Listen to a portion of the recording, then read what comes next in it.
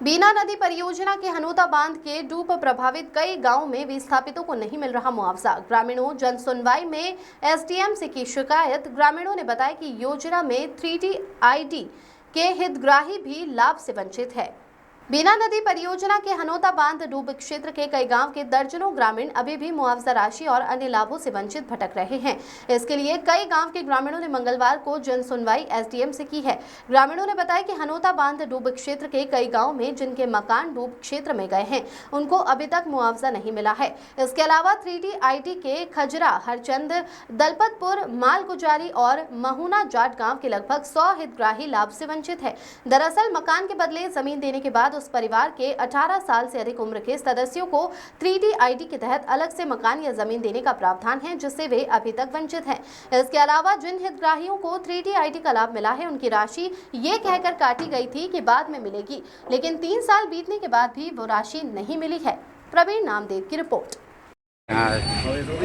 हनोता बांध परियोजना में जो लोग मकान वाले जो डूब क्षेत्र में गए हैं वो पात्र व्यक्ति वंचित रह गए मुआवजा राशि से विस्थापित के लिए। उसकी मांग चल रही है।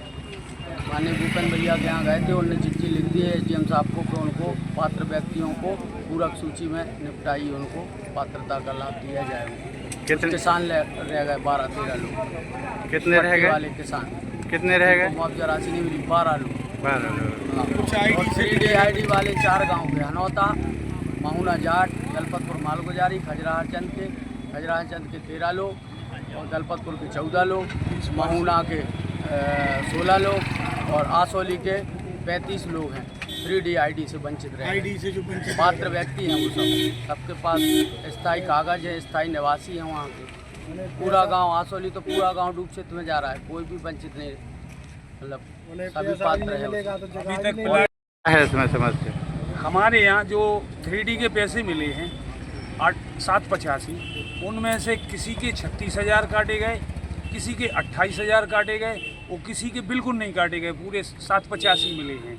अच्छा, ये पैसे काटे ये बता रहे कि बाद में, चूँकि 3 सालें हो गई हैं आज तक कोई पैसा नहीं दिया गया। इसका हम लोगों को कोई पता भी नहीं है कि इस पैसा का क्या होगा। ऐसे कितने लोग हैं? ऐसे पूरे गाँव है, पूरे गांव के पैसे काटे गए। जितनी हमारा पूरा गांव है, पूरे गांव के पैसे काटे गए। कौन से गांव में? आसोली।